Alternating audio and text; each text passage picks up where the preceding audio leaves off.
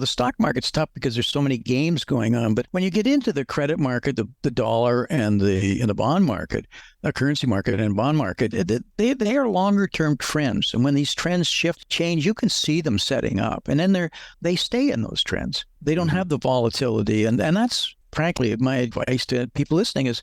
You're listening to Kerry Lutz's Financial Survival Network, where you get valuable information you just can't find anywhere else. To thrive in today's trying times, you need the Financial Survival Network, now more than ever. Go to financialsurvivalnetwork.com and get your free newsletter and gift. Financial Survival Network, now more than ever. And welcome. You are listening to the Financial Survival Network. I'm your host, Kerry Lutz. Well, hey, we're in the first week of November 2023. Credit implosion, regional bank disaster. The Federal Reserve is increasing the emergency facility to keep the banks afloat weekly. So is that the sign of a great economy? Well, let's talk with our good friend, Gordon T. Long, Mattis.com. Gordon, it's great to have you back on. Hey, if you got a question for Gordon or myself, the email is kl@kerrylutz.com. Gordon, it's been a while. Hey, we were talking for years how the subprime auto market was going to implode. And basically, that's happened now. Repos at near all-time highs. Credit card defaults going up, foreclosures, mortgage foreclosures going up. What is an investor supposed to do here, Gordon? Well, I can tell you, if anybody who's got debt right now has certainly got a problem, as you just point out. You know, the cars. I'm seeing people. It stunned me that, and I can remember when you and I first started talking a lot about credit, overpaying over $1,000 a month for these F-150 trucks, et cetera. Mm-hmm. And it's because they've been rolling over their cars and trading them in a little sooner. And now all of a sudden the crunch is there. But in many cases they're somewhat protected if they can afford that payment because they're out to 72 months. It's the new guys that are trying to get the credit that can't get it, and it's spilling carry over into the small business sector. The big corporations and the big players, you know, they locked in their money. That's why this recession hasn't come faster. Mortgage people have bought their houses, locked in their mortgage long term. So a vast majority of people are not really feeling those increases in rates. But as you go down the food chain, you get down into the lower 50% of the S&P 500, you start to see it. And it gets worse when you get down to the Russell 2000. Then you get down to the next level where they're not a listed company and a mom and pa's. It is a serious issue because, you know, they barely got out of the COVID crisis. They were broke.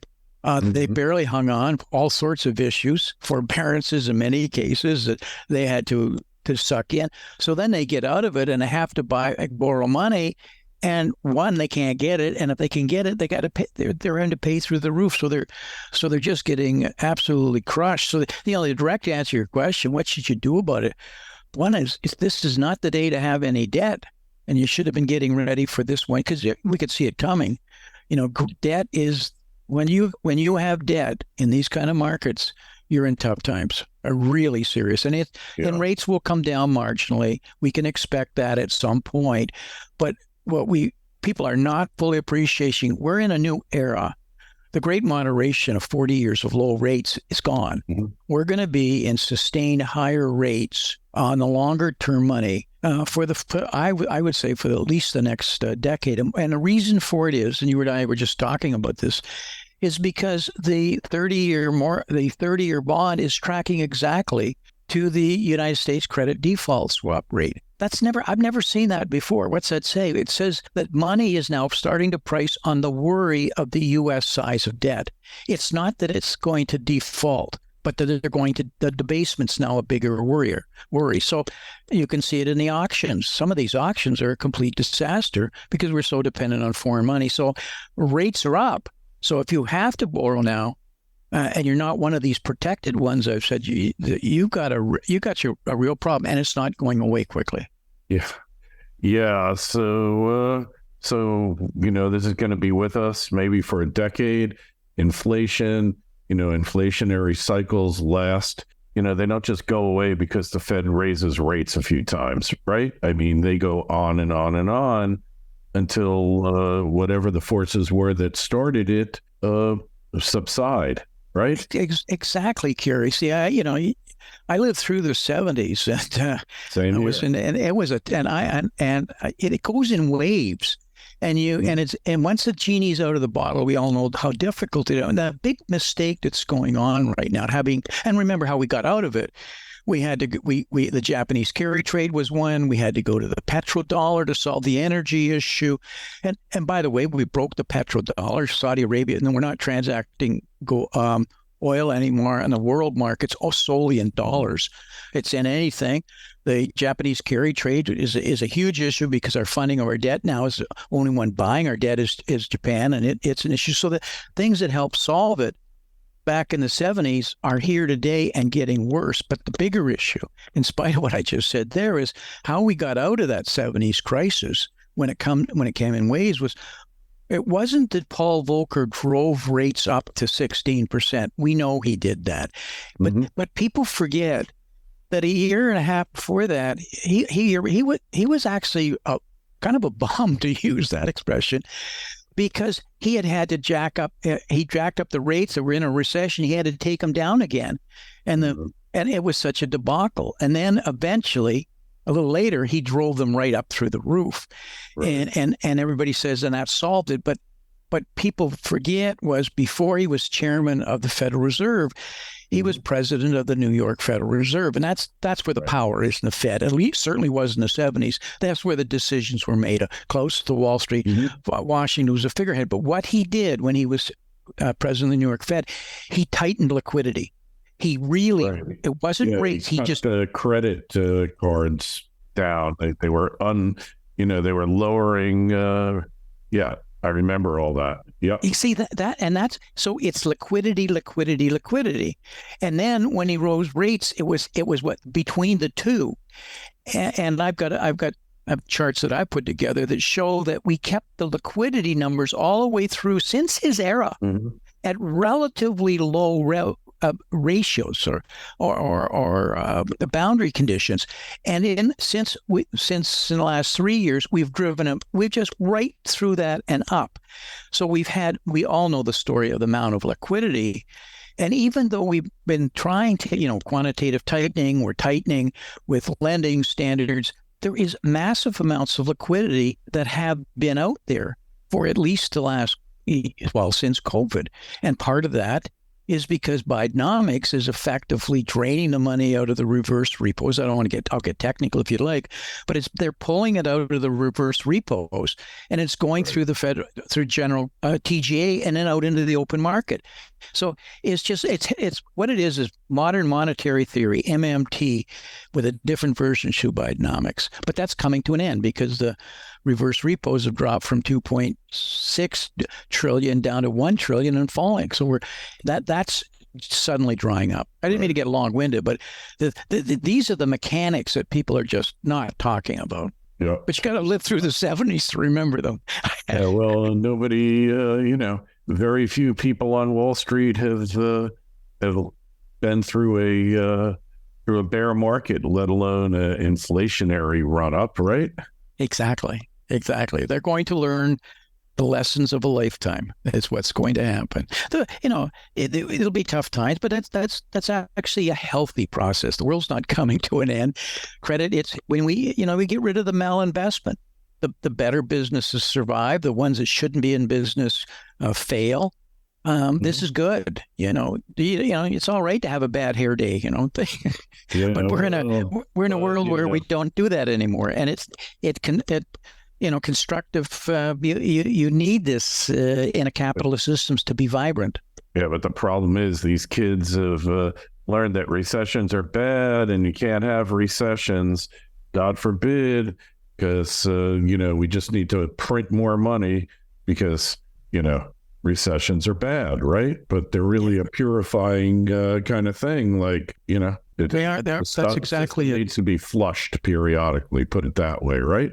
That's what makes capitalism work. And it's hard, but it's healthy. It's like taking your kids off their credit card if they're overspending. You just have to do it. It changes behavior. And we went so long with bad behavior, knowing the credit, there was a safety net, or credit was just there. The malinvestment has went to an extreme that it's actually jeopardizing our entire financial system. That is the biggest. There is so much leverage that we all know, and we got so used to it.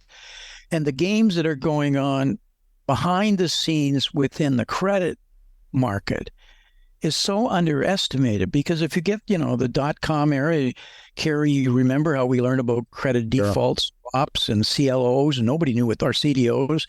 And then during the great financial crisis, people learned about mortgage-backed securities and CLOs and all those. And it's all, so it's exploded, and now we're into what collateralized loan, not just collateralized loan, but collateralized swaps, debt swaps, collateralized to protect the value of collateral that's being paid being pledged because of something called hyperhypothecation, right? Yeah, exactly.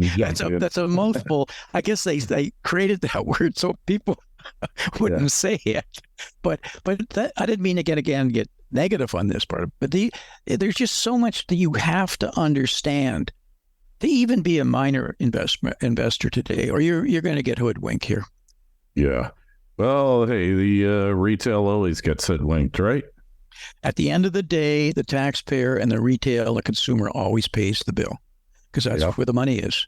And and one of the things that bothers me the most, and we started here with this small business, and the small business has been the basis of our country.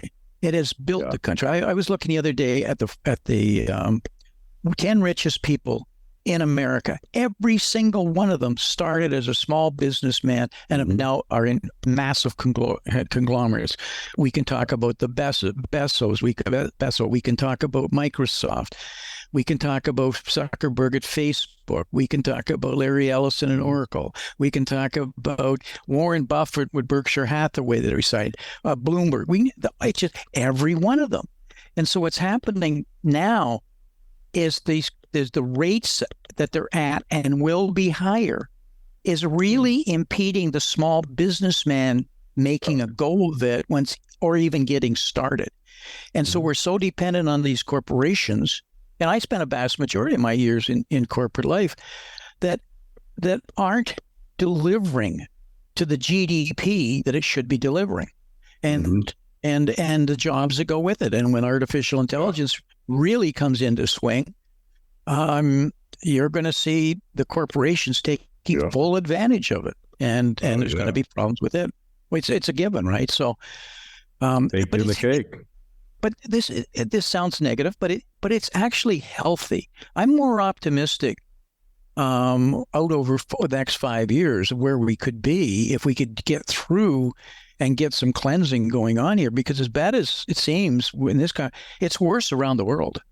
The United States' economy is the best economy. I just got back from Europe, and I was glad to get back in the U.S. from what I was seeing over there. And I talk regularly to friends in Japan and people that deal out of China. No, our economy. So there will be a flight to safety I see coming in the U.S. dollar too. So it's not doom and gloom. It's opportunity right now. Yeah, well, danger, opportunity, right? Exactly. The Asian Chinese thing. There's two characters in the word crisis, two Chinese characters. One is danger, the other is opportunity. So where wise men fear to go, fools dare to travel, right? That is the era that we're in. So do your homework. And when there's these kind of changes, like last week, we saw the 10-year bond just to do a drop. We just never see something, watching the bond market's like watching paint dry. But you could see it coming. It was like classic technical analysis. For sure. And it has spillovers. The stock market's tough because there's so many games going on. But when you get into the credit market, the dollar and the bond market, a currency market and bond market, they are longer term trends. And when these trends change, you can see them setting up. And then they stay in those trends. They don't have the volatility. And that's frankly my advice to people listening is, don't lock all your money into playing the stock market. There's a lot of different ways to invest today that are just really overlooked. Mm-hmm. Yeah, absolutely. And it's because of these negative comments that I've made are actually presenting these opportunities to investors. But you got to just stop just looking at the stock market. It's like this infatuation that swept over America in the last, 25 years. Maybe because it was easy money. Yeah, it was pretty hard not to make money in the stock market the last 20 years. You could almost buy anything and you made money on the surface. Yeah. On the surface. So where do you make the money then for the coming 10 years here? I think there's going to be a lot of money made, like as I said, in the credit market, the bond market, if you invest properly.